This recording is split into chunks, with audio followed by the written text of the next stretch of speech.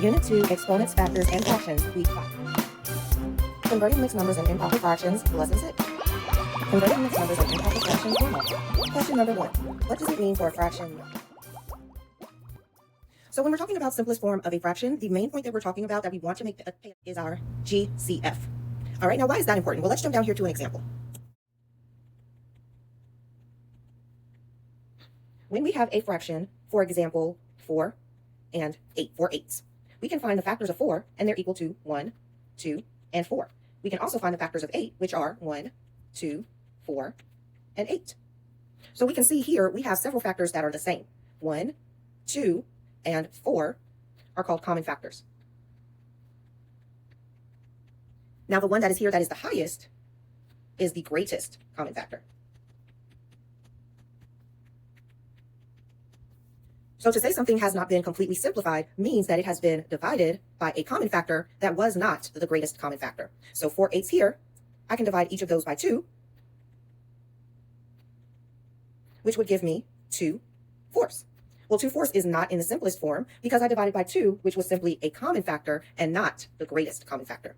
If I continue this on and I simplify by 2 again, 2 and 4 have the greatest common factor of 2, that moves me down to 1 over 2 or 1/2. This one, from 4 eighths to 1/2, was divided by 4. 4 divided by 4 is equal to 1. 8 divided by 4 is equal to 2. So here we used the greatest common factor. And that's what it means when something is not in simplest form.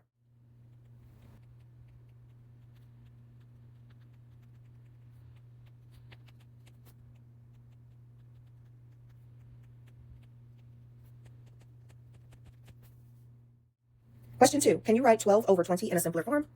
So in order to solve this one, we take 12 and we find the factors that make 12. So 1 times 12 is 12, 2 times 6 is 12, 3 times 4 is 12, and that takes us back to 6 and 12. Then we find the factors for 20. 1 times 20, 2 times 10, 4 times 5. And then we're going to find our factors. So we can see that it has 1 in common, 2 in common, 4 in common. Those are our factors. Now our greatest common factor is 4. So if we wanted to put it in a simpler form, we could divide it simply by 2, or we could divide it by 4. Now, if we divide it by 4, we're going to put it in the simplest form. So 12 over 20 can be divided by 2 to simplify it to 6 over 10, or 12 over 20 can be divided by 4 to simplify to 3 over 5, 3/5.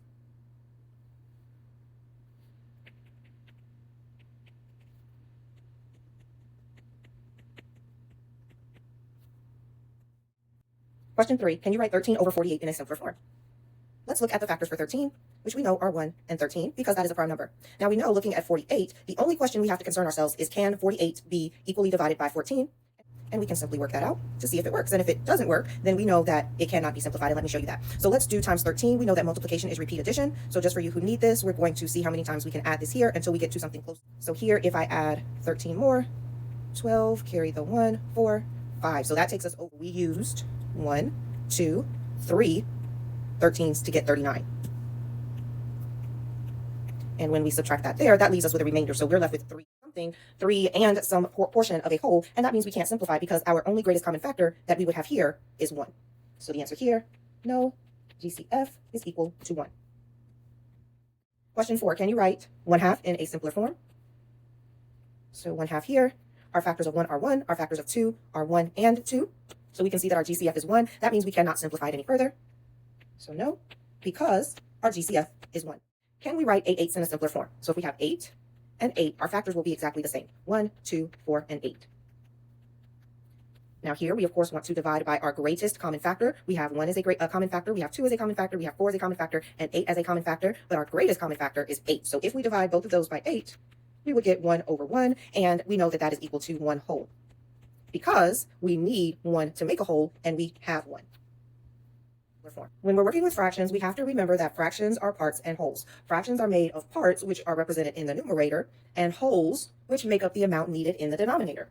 So when we have improper fractions, we have all of the parts listed in the numerator of the fraction. So the numerator is a larger value than our denominator. And remember, the denominator tells us how many parts we need to make a whole. So we could look at this as if we had a container, and inside of this container, we can only accept 8 ounces. Well, our 13 ounces that we have fills this container and spills over. All right, so please make sure you understand that when we're talking about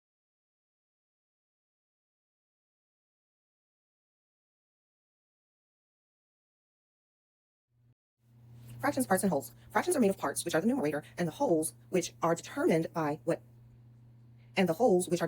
denominator.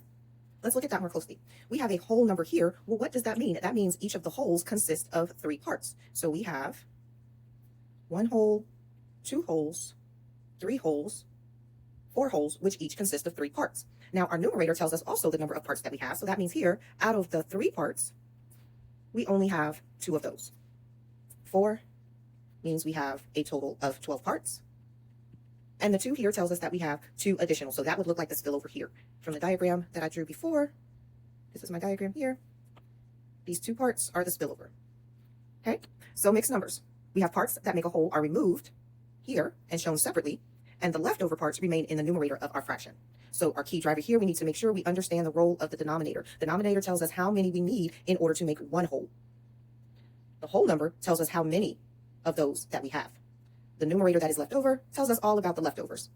So remember, these are a mixture of whole numbers and proper fractions. This says there are 4 wholes with 3 parts in each. There are 2 leftover parts. Look and see which are mixed numbers and which are improper fractions. If we're looking here, we have 2 and 1/2, and we see that we have a whole number plus a proper fraction. This is a mixed number because it has 2 as a whole number and 1/2 as a proper fraction. Here, we have a numerator that is much greater than our denominator. That means all of our parts are listed here in the numerator versus what we actually need. This is an improper fraction because the numerator is bigger than the denominator. So why do people write these fractions all different ways? Can we just write them all the same? I'm sure that's a question that you're asking, but I want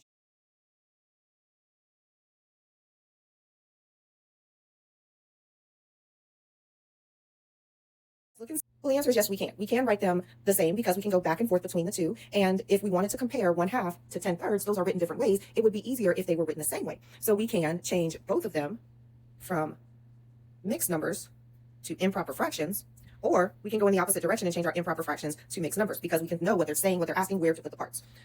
Here we have 10/3. Well, we can change that to 3 1/3. And how did we do? So let's look at this example, 10/3. Well, that means we have 3 as the number of parts we need to make a whole. This 3 being the number of parts we need to make a whole says we have 10 of those parts already. So if we fill those up, we can say we have 1, 2, 3. That makes 1 whole. We have 1, 2, 3. That makes a second whole. We have 1, 2, 3. That makes a third whole. So here is where we got the whole number 3. Now we have to remember what is left over because this only represents 9 out of those 10. Well, that means we have 1 left over, and that 1 is shown here as 1/3. So we can easily move between improper fractions and mixed numbers. And it's way easier for us to compare them when they are the same. As in this example, we're comparing 2 and 1/2 to 3 and 1/3, and just simply looking at those whole numbers. This one has 2, this one has 3, so we can say that 2 and 1/2 is less than 3 and 1/3, or that 3 and 1/3 is greater than 2 and 1/2. Let's try this out. We have 17 over 5. That means here our numerator is larger than our denominator. That means that this is an improper fraction. We also remember that the numerator tells us how many parts we have. We also remember that our denominator tells us how many parts we need in order to make a whole number. So here we have a total of 17 parts, and we need 5 to make a whole. How many times can we remove 5? Let's walk through it. 1, 2, 3, 4, 5. 1, 2, 3, 4, 5. 1, 2, 3, 4, 5. 16, 17. So we can remove 5 1, 2, 3 times total. That represents now our whole number. What is left over goes in the numerator position over our denominator that we have. Now that we've walked through that one, let's go through and answer the problem. So is this an improper fraction or a mixed number? And we've decided that this one is an improper fraction. This one is an improper fraction because our numerator is greater than our denominator. How many parts are in the number? Well, the total number of parts in our problem here is represented in our numerator. And that number is 17. How many parts are needed to make a whole? Well, that answer is represented by our denominator. And that number is 5. Let's try this one again, looking at it with models. 17 over 5, how many whole groups can I make with the parts that I have left? That is the question that you ask yourself when you're going from an improper fraction to a mixed fraction. How many whole groups can I make? That is our goal. Then we have to ask ourselves, how many parts are left over? So our 17 that we have here in our numerator position tells us the number of parts that we have, and we're just going to count those parts out. 1, 2, 3, 4, 5, 6, 7, 8, 9, 10, 11, 12, 13, 14, 15, 16, 17. Now, looking at this information, we needed 5 parts in order to make a whole. And you see with this model, I have sectioned these out into 5 parts each. So we have 1 whole value here, we have 1 whole value here, we have 1 whole value here, and we have 2 out of the 5 left over. So what does that mean for this problem? Well, our answer again is 3 wholes with 2 out of 5 remaining. All right, now it's your turn. Pause the video and try this problem. Here we can see that the numerator is 25 the denominator is 3. And looking at the value of the numerator versus the denominator, we can say that the numerator is greater than the denominator. So that means that this is an improper fraction. Now, how many parts are in this number? We have 25 parts, because that's what the numerator tells us. And how many parts are needed to make a whole value? And that answer is 3 parts are needed to make a whole, and that is what the denominator tells us. Now, if we look at this problem using a model, we know that our denominator tells us in order to get a whole, we need 3 sections. So I've drawn models here. Each have 3 sections that represent the denominator, and we just go in and fill in our parts to see how many groups we can make with the parts that we have. That will represent our whole number. And how many parts are left over, and that's going to be the numerator portion of our proper fraction. So let's start and count these through. Now, 1, 2, 3, 4, 5, 6, 7, 8, 9, 10, 11, 12, 13, 14, 15, 16, 17, 18, 19, 20, 21, 22, 23, 24, 25. We can see here that we have 1, 2, 3, 4, 5, 6, 7, 8 whole blocks filled in. So we have 8 whole, and we have 1 piece out of this block here that's left over. So we have 1 out of 3 left over. That is taking our improper fraction over to a mixed number by saying our 25 over 3 is now 8 wholes and 1/3. Let's try looking at this mixed number and see if we can convert it to an improper fraction. Now, first off, what information are we given? The most important information here is our denominator. Now, our denominator is 4, and that tells us that we need 4 parts in order to make a whole. We have 5 holes here. So that means in order to make those 5 holes, we have 4 parts inside of each of those 5 holes, which means we have 20 parts here total. Now, our numerator tells us what is left over. Our numerator here is 3 out of the 4 that we need to make a whole. So is this an improper fraction or a mixed number? Well, this information is showing a mixed number because we have a whole plus a proper fraction. How many parts are needed to make a whole? The denominator tells us that we need 4 parts to make a whole. How many parts are in this number? Well, we have 20 parts that make the whole, and we have 3 parts left over to make our proper fraction. So that gives us a total of 23 parts in this number. Now let's try to visualize using models how to convert this mixed number to an improper fraction. What we want to look at is how many parts are there in each group and how many total parts are there. So the first thing we need to do is use our information to section out our whole values. Now we know each whole value contains 4 parts. So you see that I've drawn here a whole value that contains 4 parts. That is how we make one whole. Now we have 5 of those, so we count those holes out 1, 2, 3, 4, and 5. And then our numerator tells us how many we're going to have left over out of the 4 that we need. So we can mark those 1, 2, 3. Those are our leftovers. So as we go through, we can count these and see how many total parts we have now. We have 1, 2, 3, 4, 5, 6, 7, 8, 9, 10, 11, 12, 13, 14, 15, 16, 17, 18, 19, 20, 21, 22, 23. We have 23 total parts in this problem. Now it's your turn. I want you to pause the video and I want you to try to identify this value that we have here as an improper fraction or a mixed number. Identify how many parts are needed to make a whole and identify how many parts are in this value. Now, as we begin, we know that we start with our denominator. In my opinion, that is the most important one, our denominator, because our denominator tells us how many parts we need to make a whole. Now here we have 4 holes. So that means that our denominator has been satisfied 4 times, and we can say 8 times 4, which is 32. Then here we have our numerator, which gives us our leftover information. The numerator tells us how many leftover parts that we have. So being that we have a whole number and we have a proper fraction, why is this a proper fraction? Well, this is a proper fraction because our numerator is less than our denominator. We have a whole number and a proper fraction. That means that this value is a mixed number. Now, how many parts are needed to make a whole in this value is our denominator. So we've understood that one to be 8 parts are needed to make a whole. How many parts do we have in this number? Well, we have 32 we have 32 components or parts that make up our whole portion. We have 32 parts that make up the 4 holes. And then we have 5 additional parts in our proper fraction, which gives us a total value of 37 parts in this number. Now, let's visualize 4 and 5/8 from a mixed number to an improper fraction using models. So let's go through and count this information. How many parts are there in each group? Well, that answer is based on our denominator. So in each group or in each whole that we are making, there are going to be a total of 8 parts.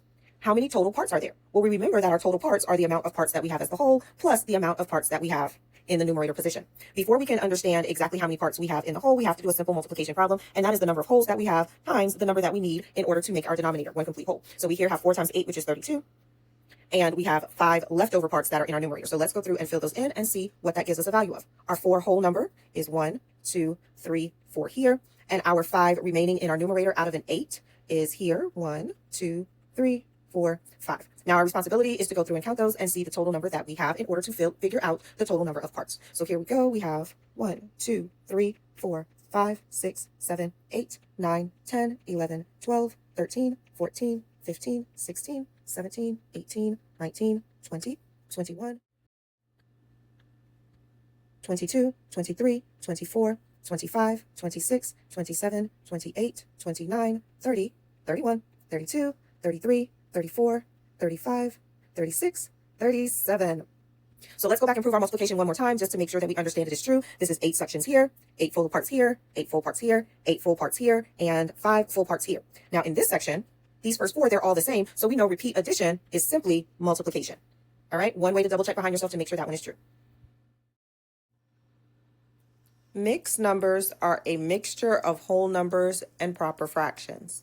Improper fractions are fractions that have a numerator bigger than the denominator and really should be written as mixed numbers just to make life easier. 100% total success.